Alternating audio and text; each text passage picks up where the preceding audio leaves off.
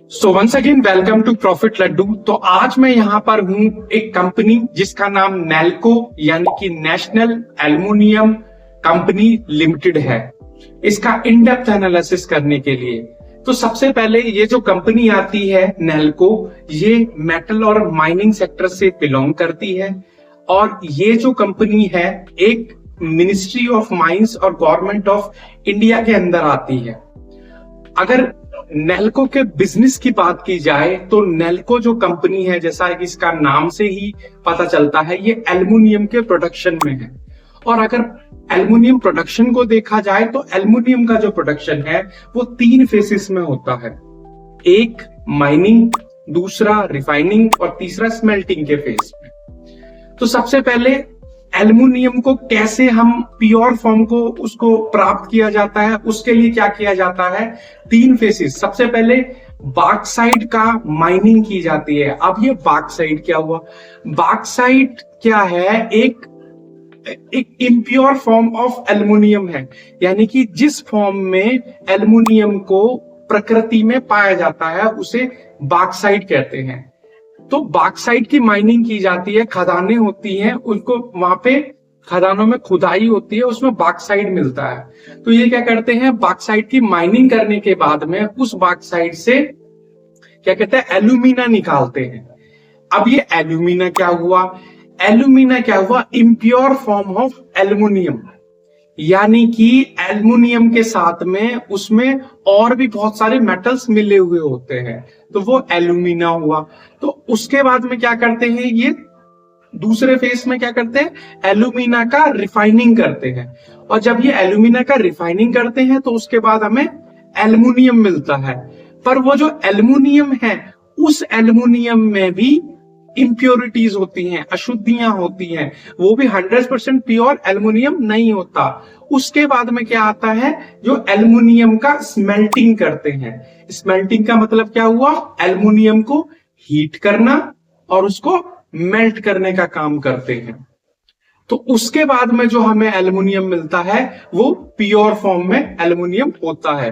यानी कि ये कंपनी अपने ऑपरेशंस को एक तो बॉक्साइट के माइनिंग करने में, दूसरा एल्यूमिना के रिफाइनिंग करने में, और तीसरा एल्युमिनियम के जो स्मेल्टिंग करने में काम करती है।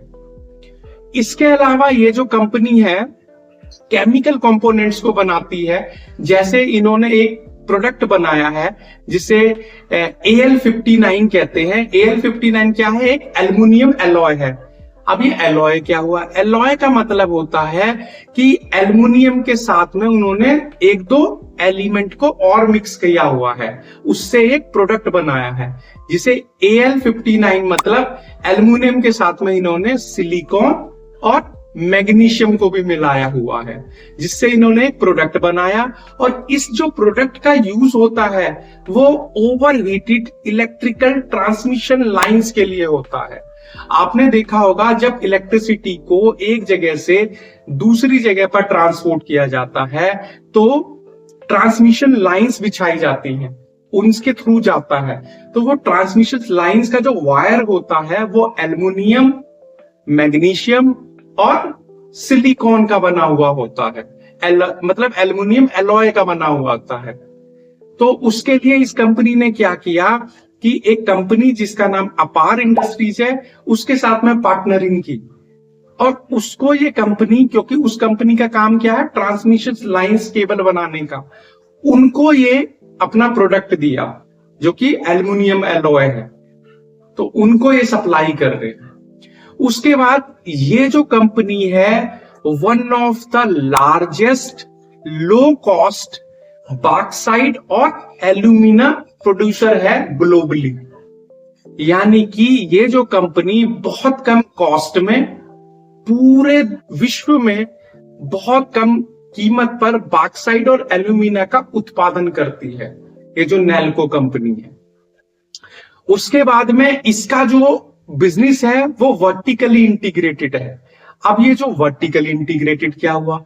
वर्टिकल इंटीग्रेटेड का काम ये होता है कि इसका जो कंपनी है फुल कंट्रोल है इसकी वैल्यू चेन पर।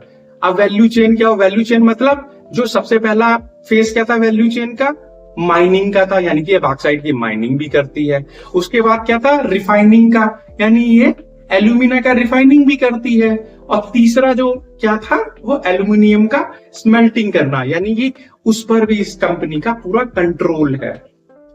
उसके बाद में इस कंपनी ने क्या किया, अपने जो प्रोडक्ट को डाइवर्सिफाई करने के लिए इन्होंने एनर्जी जनरेशन में भी, पावर एनर्जी जनरेशन में भी कदम रखा, जिसमें इन्होंने विंड एनर्जी और सोलर एनर्जी में कदम रखा है।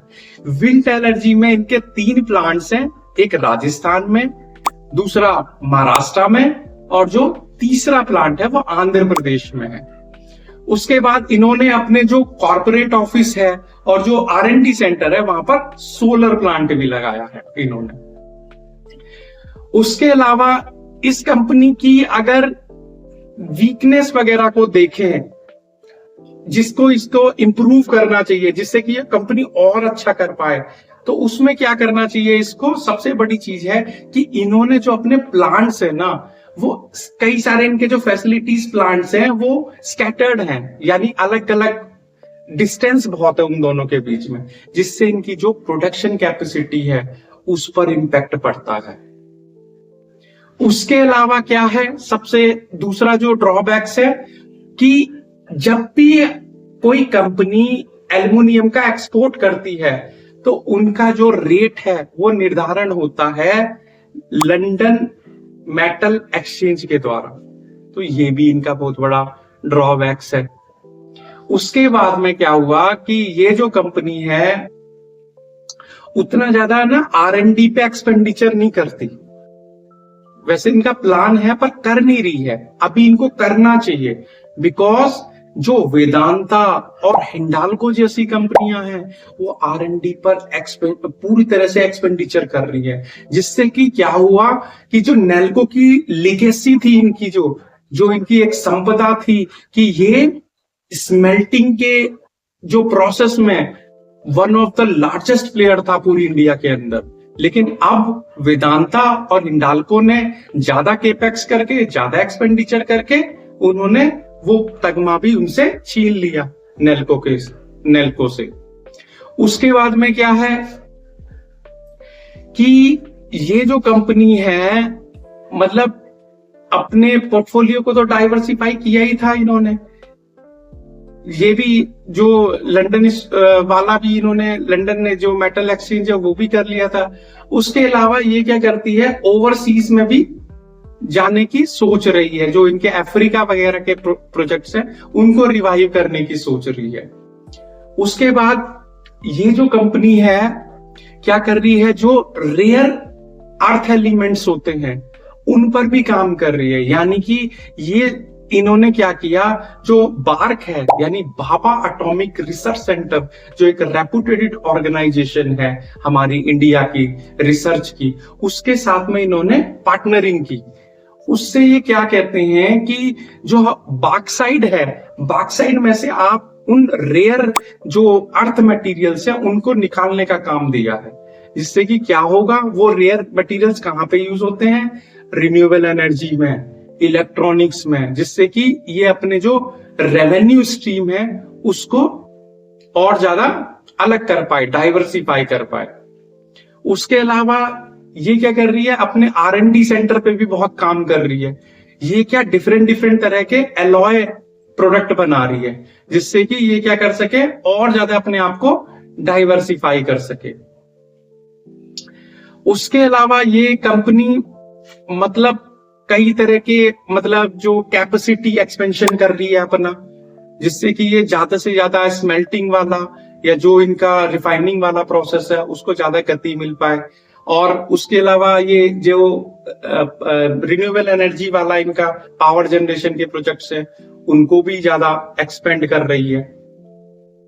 तो ये सारी चीजें हैं। स्टॉक बहुत अच्छा है, बहुत अच्छा कर रहा है, और आगे थोड़ा सा कंसोलिडेट हुआ है और आगे अच्छा कर सकता है, क्योंकि इनकी अपनी एक लिगेसी है, जो एल्युमिनियम प्रोडक्शन में अपनी एक लिगेसी है इनकी, और ये बहुत अच्छा कर सकते हैं। इसलिए तो करते हैं इस स्टॉक का इन डेप्थ एनालिसिस। तो चलते हैं मेरे साथ कंप्यूटर स्क्रीन पर। तो आज मैं यहाँ पर हूँ एक कंपनी जिसका नाम नेशनल एल्युमिनियम कंपनी लिमिटेड है, और ये जो कंपनी है मेटल और माइनिंग के सेक्टर से आती है और एक नवरत्न कंपनी है उसका इन डेप्थ एनालिसिस करने के लिए। तो करते हैं इसका एनालिसिस। तो सबसे पहले मार्केट कैप देख लेते हैं। जो मार्केट कैप है इसका 28,000 करोड़ का है अप्रॉक्सीमेट, जो कि बताता है कि ये एक लार्ज कैप कंपनी है, यानी कि इसमें जो वॉलेटिलिटी होगी वो लोअर साइड पे होगी। उसके बाद में जो कंपनी का पीई है वो 7.29 है, और जो इंडस्ट्रियल पीई है वो 24.5 है, यानी कि कंपनी इंडस्ट्रियल पीई की तुलना में ओवर वैल्यूड नहीं है, अंडर वैल्यूड है। यानी कि इंडस्ट्रियल पीई से कम है ना इसका पीई, तो यानी कि अंडर वैल्यूड कंपनी है। उसके बाद में क्या है, जो इसका आरओसीई है वो 17.0 का है, यानी कि कंपनी अपने पैसे को इफिशिएंटली यूज कर पा रही है। और आरओई है जो इसका वो 12.6 है, जो कि एक एवरेज आरओई है, ठीक ठीक है, मतलब अच्छा है। उसके बाद में इसका जो डेट इक्विटी है वो लगभग 0.01, यानी कि नेग्लिजिबल है, किसी तरह का कोई कर्जा नहीं है कंपनी के ऊपर। और रिटर्न ऑन एसेट्स भी इसके काफ़ी अच्छे हैं, जो 9.42 है। उसके बाद में कंपनी की जो बुक वैल्यू है वो 86 रुपीज़ की है, और प्राइस टू बुक वैल्यू 1.81 की है, यानी कि अपनी बुक वैल्यू के लगभग 2 गुने पर जो स्टॉक है ट्रेड कर रहा है, यानी कि इतना महंगा नहीं है। अगर बुक वैल्यू से भी देखा जाए स्टॉक को तो वो अंडर वैल्यूड दिखाता है, और अगर इंडस्ट्रियल पीई से कंपेयर करें तो वहां पे भी स्टॉक अंडर वैल्यूड है। बाकी इसका जो पैग रेशो है वो थोड़ा सा गड़बड़ सा मुझे दिखाई देता है पैग रेशो में। बाकी तो और इसके फंडामेंटल्स ठीक हैं, मतलब अच्छे हैं फंडामेंटल्स, नैल्को के सारे फंडामेंटल्स काफ़ी अच्छे हैं। उसके बाद में चलते हैं अगले एनालिसिस पे। उसमें क्या है कि इसमें जो 50 DMA और 200 DMA को देख लेते हैं, जिसमें क्या है कि ये 50 DMA के भी नीचे चल रही है लाइन, जिसकी प्राइस लाइन है, और 200 DMA, ये 50 DMA वाली 50, ये येलो वाली, और ये 200 DMA वाली है, तो दोनों के नीचे है, यानी कि कोई मोमेंटम है नहीं अभी स्टॉक के अंदर। बाकी पीई को वैसे कंपेयर करें तो जो इसका मीडियन पीई है, यानी कि जो एक एवरेज पीई होता है वो 16.2 है, और वैसे कितना है स्टॉक का पीई 7 है, यानी कि मीडियन पीई से भी अगर कंपेयर करें तो स्टॉक काफ़ी कंसोलिडेट कर चुका है, यानी कि अंडर वैल्यूड है वहां पर भी। तो तीनों जगह पे अंडर वैल्यूड हो गया है। अब इसका जगह पीयर कंपैरिजन करें अगर इसका, तो उसमें अगर देखते हैं हम, तो अगर वहां पे पीई कंपेयर करते हैं तो 7 सबसे कम है। सबका जो हिंडाल्को है वो भी 9 के पीई पे है, MMP जिसका इंडस्ट्रीज है वो 15 के पीई पे है, यूरो पैनल है 25 है, मान एल्युमिनियम है 24 है। तो ये इसका जो पीई है एज कंपेयर टू जो इसके कॉम्पिटिटर्स है उनकी तुलना में भी कम है, यानी पूरी तरह से कंपनी अंडर वैल्यूड है। उसके बाद में चले इसके प्रॉफिट लॉस स्टेटमेंट की तरफ, तो भाई ऑपरेटिंग प्रॉफिट मार्जिन्स भी कंपनी के पूरी तरह से बढ़े हुए हैं, ठीक है। ये 17 से 22 और 22 से 39 हो रखे हैं इसके ऑपरेटिंग प्रॉफिट मार्जिन। बहुत अच्छे हैं, बहुत ही अच्छे हैं, मतलब बहुत अच्छा जंप आया होगा इसके, इसीलिए जो ओपीएम में भी इसका अच्छा है, और इसका जो नेट प्रॉफिट है वो भी काफ़ी बढ़ा हुआ है, लगभग डबल ही हो गया नेट प्रॉफिट, जिसकी वजह से 1544 से 2060 करोड़, उसके बाद में 4262 करोड़ का हो गया है, यानी कि प्रॉफिट भी अच्छा कर रही है कंपनी।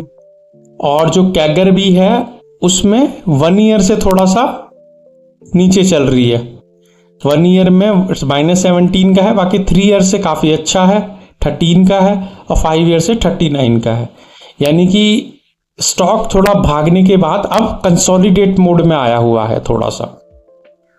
बाकी इसमें बैलेंस शीट में देखें तो उसमें भी ये CWIP भी बड़ा अच्छा कर रही है कंपनी, ये 3270 है, 4573 और 4232 है। CWIP थोड़ा सा कम है लेकिन अच्छा कर रही है फिर भी 4000 करोड़, जैसा मैंने पहले भी बताया था कंपनी के बारे में। हाँ, ये थोड़ा सा कंसर्निंग विषय है, इसमें कैश वगैरह, कैश फ्लो वगैरह कुछ खास नहीं है कंपनी का। प्रॉफिट बनाने के बाद में भी, इतना प्रॉफिट बना डबल होने के बाद में भी कैश फ्लो नेगेटिव है, यानी कि गल्ले पर पैसा नहीं बच रहा कंपनी के, नैल्को के। ये सबसे बड़ा चिंता का विषय है, कैश फ्लो इसका। वैसे भी जो गवर्नमेंट के अंडर कंपनीज होती हैं ना, उनका ये पेमेंट डिले का मैंने आपको पहले भी बताया है, और जो पॉलिसी चेंज होना, पॉलिटिकल रिस्क वगैरह, ये सब चीज़ें लगी रहती हैं गवर्नमेंट कंपनियों के साथ में स्पेशली। बाकी अगर देखो, कैश कन्वर्टिंग साइकिल तो वैसे इन्होंने घटाया, 69 से 50 डेज का हो गया इसका, बट फिर भी उतना इम्पैक्ट दिखाई नहीं दे रहा कैश फ्लो में। अगर शेयर होल्डिंग पैटर्न की बात की जाए तो शेयर होल्डिंग पैटर्न में काफ़ी ठीक है। जो प्रमोटर्स हैं वो 51% है, FIIs 15, DIIs 15, और ये पब्लिक 17% है इसके अंदर। तो FII DIIs तो इसमें शेयर होल्डिंग बढ़ा रहे हैं। ये देखो आप यहाँ से कि जो FIIs है उनकी होल्डिंग बढ़ी है 10 से 12, 12 से 14 हुई है। यहाँ पर DIIs की 12 से 19, 29, और थोड़ा DIIs घटा है इसमें। पब्लिक 19 से 17, 17 से 16 हुई है बस। तो कुल मिलाकर फंडामेंटल्स तो शेयर्स के अच्छे हैं, प्रॉफिट भी बना रहा है, पर कैश फ्लो नहीं है शेयर्स के अंदर बिल्कुल भी, जिसकी वजह से कंपनी कुछ खास दिखा नहीं रही। परफॉर्मेंस दिखाएगी आगे आने वाले टाइम पर अभी कुछ खास सिग्नल दिखा नहीं रही है, क्योंकि 50 DMA और 200 DMA पर भी कोई मोमेंटम दिखाई नहीं दे रहा। चलते हैं अब इसके ट्रेंड एनालिसिस की तरफ। ट्रेंड एनालिसिस में 1 डे भी इसका नेगेटिव है अभी, ठीक है जी। उसके बाद में 1 वीक भी इसका नेगेटिव है, वो पॉजिटिव है ये तो 1 वीक वैसे, ये 1 वीक पॉजिटिव है। उसके अलावा 1 मंथ नेगेटिव है। देखो, स्टॉक थोड़ा कंसोलिडेट कर रहा है, बाकी और कुछ नहीं है। स्टॉक तो स्ट्रांग है पूरा। नेशनल एल्युमिनियम कंपनी 6 मंथ पे 28, -28, अभी वैसे डिक्लाइनिंग ट्रेंड में है। 1 मंथ पे 17 का, और 3 इयर्स पे लगभग 42% का रिटर्न है इसका, और 5 इयर्स पे 402% का रिटर्न है। तो ओवरऑल जो स्मॉल मतलब जिसे कहते हैं शॉर्ट टर्म, मिड टर्म और लॉन्ग टर्म में बियरिश है, नीचे की ओर है। अभी कुछ खास है नहीं स्टॉक के अंदर। बाकी आगे आने वाले समय में बन सकता है, बिकॉज लीडिंग कंपनी है। जैसा आपको पता है कि ग्लोबली जो एल्यूमिना है, बॉक्साइट के एक्सपोर्ट करने में लीडिंग कंपनी है भाई। कुछ भी कर सकती है, कुछ भी हो सकता है ऐसे स्टॉक के अंदर। आप करते हैं इसका टेक्निकल एनालिसिस, जिसमें सबसे पहले इसका प्राइस 156 रुपीज़ 50 पैसा।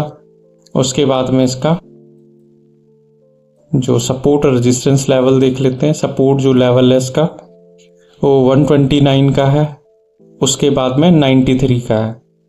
उसके बाद में अगर रेजिस्टेंस लेवल देखें तो 207 रुपये का है जो पहला रेजिस्टेंस है। अगर उसको ब्रेक करता है तो 262 रुपये का है।